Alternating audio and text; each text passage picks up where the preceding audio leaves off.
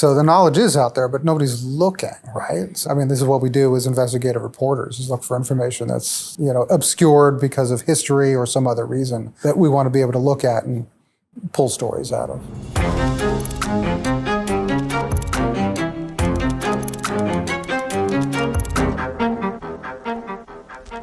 My name is Tristan Ahtone. I'm a member of the Kiowa Tribe, and I work at Grist, where I run the Indigenous Affairs Desk, and we cover climate and the environment around the world.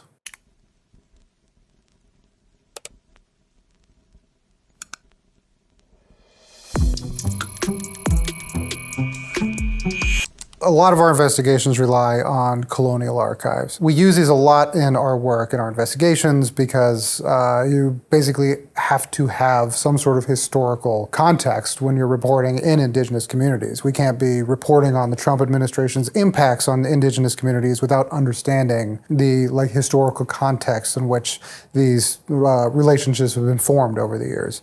We can't report on conservation or critical minerals without understanding the context and the colonial context of any indigenous community that we're working with around the world. So a lot of our work really relies on historical context, and that typically comes a lot through colonial archives and documentation.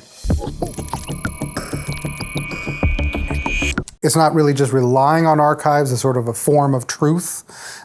Typically, it's using these to understand context, and then using those documents as a form of accountability with those governments to be able to take a look and say, well, we have the receipts, we have the information, we have the treaties you've signed on, we have the laws that you've passed. You as a government are not following, your rules. You're not enforcing your laws, et cetera, et cetera. It gives us just another opportunity to hold individuals, governments, companies accountable. Well, it sort of depends on what country you're in, and it sort of depends on what your story is. But generally, we are looking at government archives at a country's national archive. So to some degree, it depends, but really, we're sort of following the same track of any other investigative reporter. We're going to specific agencies. We're looking at agencies that may no longer exist. We're looking at historical documents that shed light on particular areas or conversations or agreements that have been made. Universities are great places to be looking for any sort of information, from ethnographic to land records, for instance. Depending on how colonial administration has occurred in the past, this can also include museums. This can include people's personal archives. These are all rich sources of places to look for information for your investigation. One of our recent stories looks at how U.S. institutions sort of make their money off of indigenous land and resources.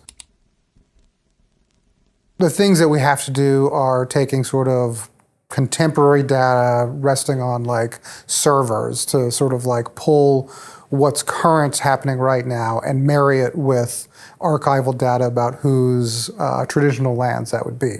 So, for instance, I can sort of take treaty documents, treaty maps,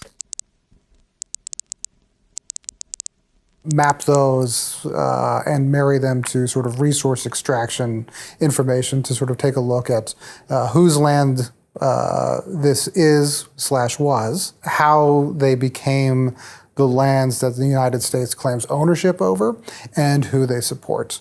So to do that, you have to look historically at who was there first. You have to look at what those agreements are with the United States to sort of get indigenous land into the U.S. land system. And then you need to sort of take a look at how they're being used now. So it's really this idea of joining the past with the present to sort of get this longer look at essentially what wealth transfer looks like in the United States. So it's very easy for me to say that, well, before the United States, all land was indigenous land. It's very easy to prove this through, our receipts and our reporting and everything like that. But it's a very different story to sort of say, yes, but also the United States and state institutions still profit off of those lands, and here's how they do it. So this is sort of the work that we look at to do, to try and join these things together, again, with the idea of accountability and a small hope for justice in the future, that somebody might take a look and think that this is not the right thing to be doing.